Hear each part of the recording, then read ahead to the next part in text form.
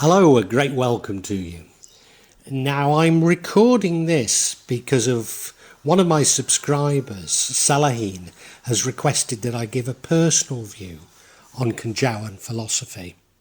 I need to emphasise that this is a personal view, and it comes from my own background and experience. So I need to give you a little bit about my actual background and experience. My mother was a Methodist, and my father an Anglo-Catholic, although of Jewish heritage. I went to a Church of England school and Sunday school, where I learned largely about the New Testament and Jesus' miracles. But my family drifted away from religion. Indeed, my mother now claims to have no beliefs. I also drifted away, but found it again as a teenager when I was christened and became an altar boy in a liberal Anglo-Catholic church. But once again I drifted into agnosticism, and more latterly was probably influenced by what I would describe as militant atheism. However, when I met my Javanese wife, who was to become my Javanese wife, in order to marry her, I really had to become a Muslim. Or if I didn't, it was even more complicated and expensive than becoming a Muslim and marrying her. Now, as an agnostic at the time, I really didn't mind. But this was actually a catalyst for me to develop my faith again. So anyway, I hope you enjoy my explanations. That's the explanation about me, but I hope you enjoy my explanation about Kejawen. Now, this is part of a new section to the magic of Java called The Real Magic of Java. In this new section, I'm going to focus on real people performing what they believe to be real magic in Java. I'll attempt to explain some of the elements of this Javanese magic, particularly what I describe as the Kejawen elements. However, I need to warn you that inevitably my explanations will be partial. Maybe sometimes some elements of what I say will be incorrect, for which I profusely apologise. But this reflects the oral tradition of magic in Java, the mystery, and at times, I have to admit, subterfuge surrounding the practice of magic in Java. Please accept my apologies, but I do hope you enjoy this new section. Now, as I say, I'm a Muslim, so I believe in one God, and this will probably surprise non-Muslims, maybe even surprise some Muslims. But I actually believe that this God that I believe in is the same God, regardless of religion. I also believe that anything takes on some sort of a form as the result of the cumulative total of belief in it.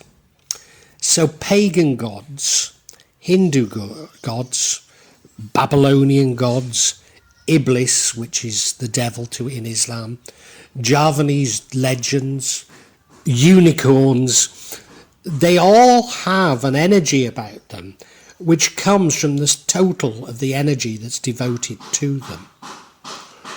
But this doesn't make them gods or even our creator. So that is how I square it with belief in one God. Now, I proclaim my faith and believe that Muhammad is God's messenger, but along with many other mortals, including Abraham, and Isa, Jesus. And that is common to all Muslims. But more controversially, I also believe that Buddha is one of, or the Buddha is one of God's messengers. I pray at least 5 times a day, and I do this normally at the prescribed times for Muslims, facing towards Mecca. And I believe that praying at the same time with others, or at the same time as others, and in the same way, gives it more power. If possible, I go to a masjid or mosque to pray. But although being a Sunni Muslim, I'm more than happy to go to a Shia or a Ahmadiyya masjid. I will also, and indeed do, go to a church or temple to pray. I always give alms, zakat, which I take very seriously. I fast very seriously during Ramadan. And when I can at other times, although this doesn't always follow an Islamic tradition, I would love to, and indeed am committed to go on Hajj. But the number of people from Indonesia has become very restricted. And I don't see Umrah as the same thing at all. In fact, I see it as a part of Saudi tourism. Add to that, with the current health restrictions, I'm not sure that I'll ever be able to travel far again. Maybe I will, I don't know.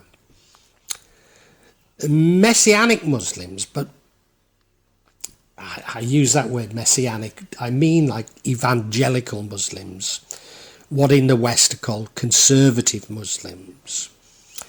But indeed, and non-Muslims, and in fact particularly non-Muslims, will claim that my interest in magic is haram or forbidden. And indeed, there are parts of Al-Quran which support this view. But what I'd argue is this imposes a Christian Enlightenment perspective of society on Islam, in seeing the occult as not a part of the materialist world, and therefore forbidden. Because Islam encourages us to explore knowledge and truth, and the occult is very much a part of this. If we're allowed to use magic, I think is much more of a moot point, as even if it's used for good, it's not submitting to Allah's will. But then the same could be asking for things in prayer. So if and how I can use magic is part of what I call my daily jihad, which means the internal battle I have between good and evil, and has nothing to do with what in the West people believe jihad is, which I suspect is a definition that comes from the Israeli Mossad, because it's certainly not my understanding of jihad. And my own daily jihad changes my view of the line between black and white magic, which itself is a construct simply used to explain this dilemma, and whether or not I can use magic in any form. But what people see as magic is not my main concern. Indeed, most magicians would describe me as armchair, somewhat derogatory, or following the psychological theory of magic. So I think even from a Western viewpoint, it's debatable whether or not you would see me as a magician. And I certainly don't see myself as a magician. I simply see myself as a Muslim, or, as you're about to hear, Kejawen. In fact, magic and my religion are completely intertwined and not a separate activity. And that's something that people struggle with incredibly in the West.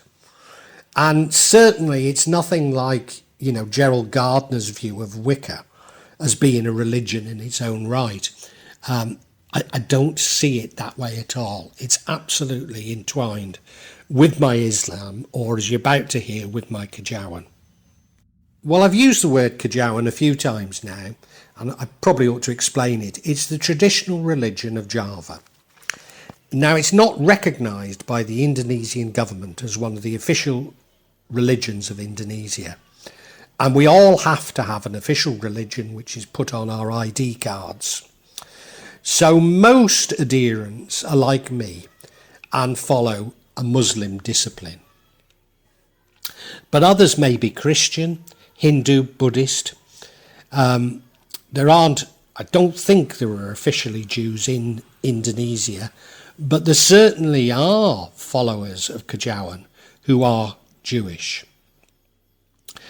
Those who see themselves as following a pure Kejawen path maybe don't follow the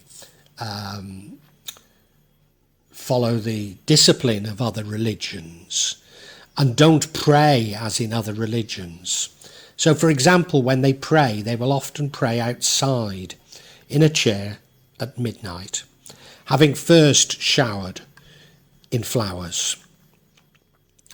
Kejawen debatably combines Islam, Hinduism, Buddhism and animism. Personally, I see the philosophy as largely Buddhist, but not really the same sort of Buddhism that you find in other parts of Southeast Asia. And the distinction between Buddhism and Hinduism is somewhat blurred, as indeed it is across all of Southeast Asia. But animism is also very, very important within Kejawen beliefs. Now, some Western commentators have suggested that Kejawen incorporates theosophy, which was popular amongst the Dutch colonists. And certainly you can find very strong parallels with many New Age beliefs. But I think that reflects the antecedents of Kejawen, particularly the Buddhist tradition, rather than it being to do with theosophy having been incorporated within Kejawen. But I could be very wrong about that. Now, one of the reasons why so little is known about Kejawen in the West, and indeed so little is known about Kejawen anywhere, is that it's comprised of 7 veils or levels. And each of these is an abstraction, and each of these contradicts the previous one. So I see it a little like Gödel's uncertainty principle, that everything is completely right and wrong simultaneously. So I see no problem in contradicting myself, and I often do, because I jump between these levels as a shorthand to help other people understand what I'm talking about. Now, I say I jump between these levels, but I've got to be honest with you. I don't actually know the content of each of these levels. What I do understand is that the lower levels would include what is called magic, and the higher levels would probably be close to a oneness with God. So why does this magic exist at these lower levels, but is somewhat shunned at the higher levels? Well, I believe it's so that people can understand the wonder and majesty of God. But we need to recognise that many people are unable to escape from this veil. I suppose one way of looking at these veils and understanding the reason for them and the difficulty that people will have in not comprehending why they can't be told the truth all at once is that they progressively destroy the Enlightenment assumptions about the materialist world. So that's why many people can never move on to these higher veils, especially if they're well educated, because they are very much rooted to the Enlightenment's assumptions, very much rooted to the materialist world and can't get their heads around anything that is outside of this materialist world. Now, I talked about my daily jihad, which, as I say, is very different to the conception of what it's about in the West. And that's my understanding of the line between good and evil. But it's an internal good and evil on a daily basis. So we don't externalise good and evil. We believe that good and evil is internal to us. And that is our daily struggle, which is the meaning of the word jihad. So the same can be said about the line between black and white magic, albeit that I believe that the distinction itself to be somewhat illusory. But if you want me to give you a definition, I suppose black magic is about imposing your will on others. Now, given that I have a very liberal view of what magic is and actually includes the evil eye, this has major implications. Indeed, you could see my tarot readings on this channel, and indeed the channel itself as influencing others.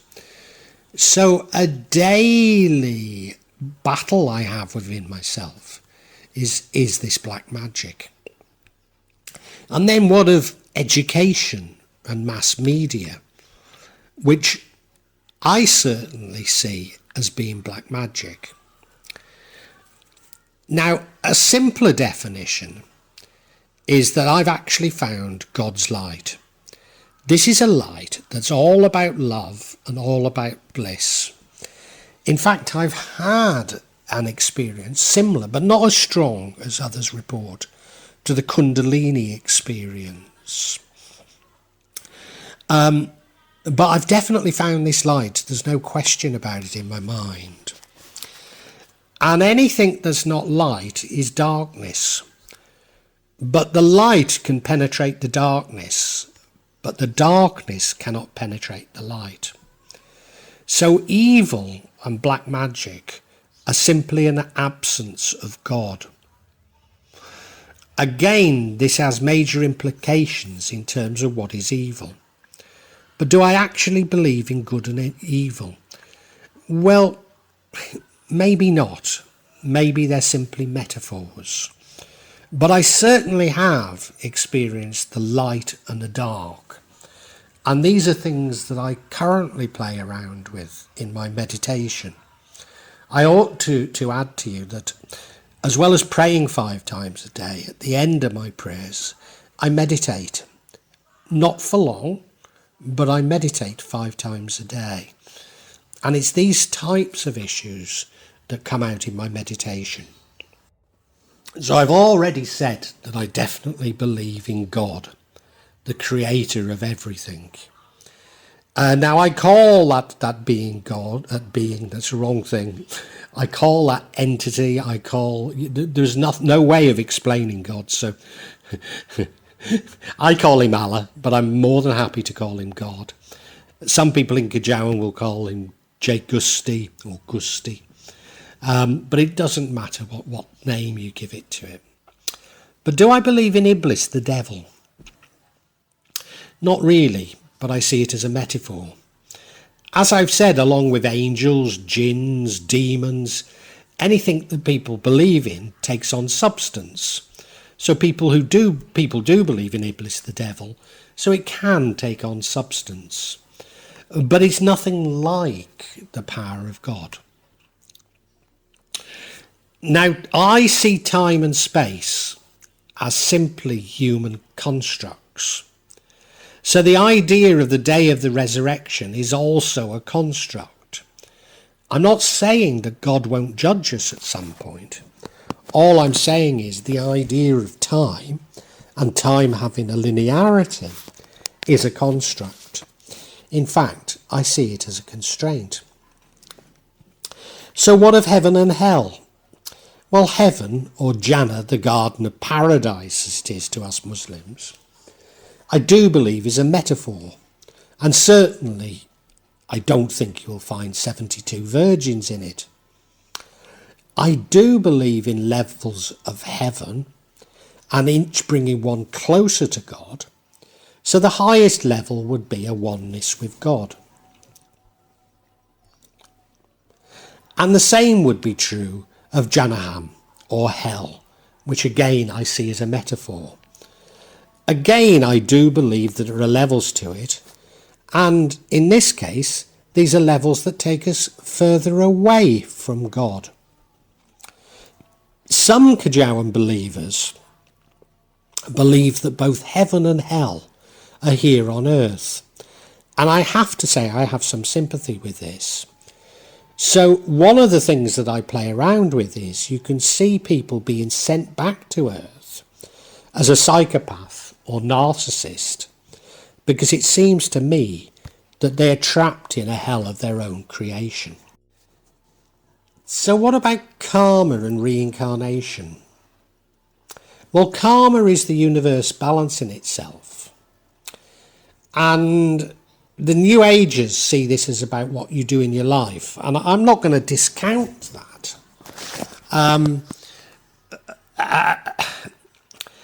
Because the universe does balance, but much more profound and having a bigger influence, largely because you don't understand it, are the debts of 7 generations of your ancestors. And I believe this is even stronger if your ancestors have used black magic. So you have a debt to pay if your ancestors have been engaged in black magic. And that debt, well, unless you can resolve the karma, will last for 7 generations. Now, often implied in karma is reincarnation. And some Kejawen believers do believe in it. And as a punishment, we're sent back to earth, or hell if you like, as simple animals or rocks. But because I see time as a construct, I hold a slightly different view, not necessarily contradictory to this view, but if you like, a higher level of abstraction.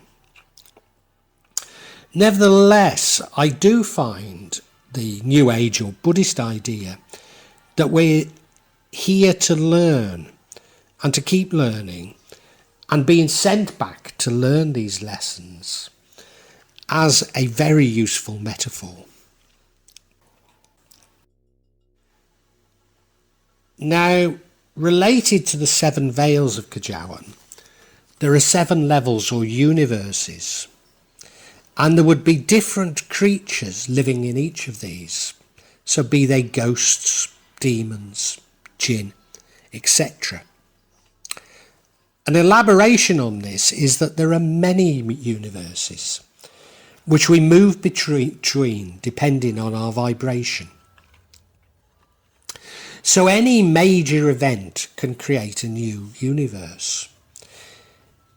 In fact, any decision we take can create a new universe. In some of these universes, we simply follow the will of others. And I see this as us actually being almost merely avatars. So in some of these universes, our will hardly exists, and we're simply following out orders or following out the wishes of others, following out predetermined roles. But when our energy and our vibration is at a high level, we co-create our universes with God. As time is simply a construct, these universes are concurrent. So therefore, when I talked earlier about ghosts being in one of the universes, what is a ghost if time is concurrent? It's just another universe with a different energy in it. So it's not so much about slipping between these universes. It's just that there is it's that they're concurrent and that we move between them, not what we believe is inside them moves between them. Now,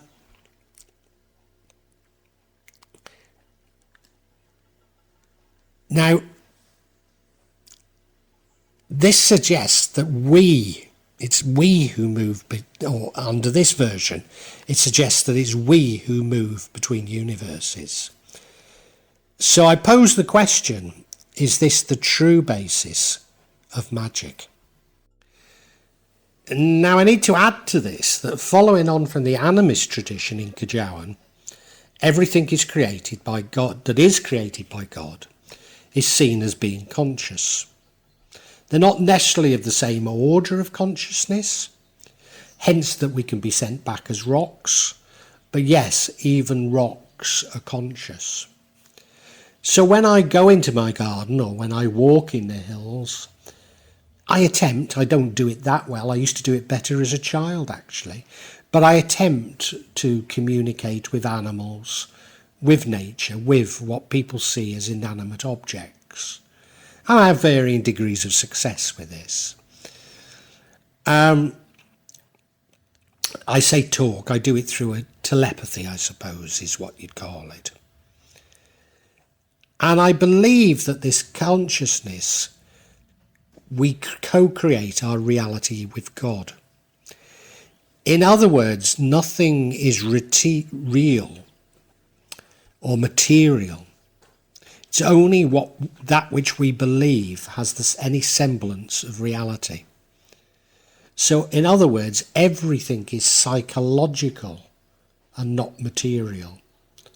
So what I'm saying is the material world that we all believe we live in and is simply an hallucination. It's not real. It's something that we're being convinced to believe is real. Reality is what we create along with God. So everything is psychological and not material. It's our beliefs that constrain what we can create. So materialist science, and in fact all human knowledge, is actually a constraint on what we can co-create. So in other words, if we don't believe in the laws of physics, then we can do things which are outside of the laws of physics. So the laws of physics are actually a constraint on what we can do, rather than about knowledge. Now, of course, the same can be said of time and space. Time and space are the biggest constraints on our thinking. Therefore, if we believe that things are possible, that they can happen. So, for example, I do occasionally practice moving within time and space. Now, this isn't, or at least for me, this isn't this sort of Hollywood version of time travel. No, it's a very mundane thing, and that I can free myself from the constraints of gravity and as a result move very quickly on this earth. So I can move through time and indeed space, not in what we consider to be human time. Now, I'm sure other people are less constrained than me and can do something closer to the Hollywood version of time travel. But it would be difficult because you have to free yourself from so much that you've learned. Therefore, if we believe things are possible, then they are possible. Again, is this the real basis of magic? But having considered this view of consciousness co-creating our reality, it leads me to another view of these universes. And it's not that there aren't many universes, but each of these universes contains just us. So we remain in our own universe, which we co-create with God, and others remain in a different one. Now, of course, we come across other people seemingly within our universe, but they remain in their universe. It's simply that we have enough in common that we can at times believe that we have shared experiences. But what we're not doing is sharing our universes. So it has the semblance, because of people can agree with one another on what they've seen and what they've done, it has the semblance that we're living in the same reality, the same universe. But if we were really to sit down and explore this, and explore the boundaries of this with people, then we'd begin to understand that we live in very different universes. So magic is about influencing the universes of others. And that would include almost everything. But again, especially mass media and education. So my view is a very psychological view, that everything is consciousness. I believe that the materialist world is just a constraint placed upon us rather than a valid description of reality, and in fact takes us further away from the truth which we should be seeking than actually bringing us closer to it. Again, anything and everything is possible, and these constraints are just the influence of our beliefs on our imagination. Now, I am a truth seeker, and my mission is to become closer to God. And I believe that, when I spoke about us being on this earth to learn, then I believe that that is actually everybody's mission. What people see as magic and the practice of what people see as magic really isn't that important to me.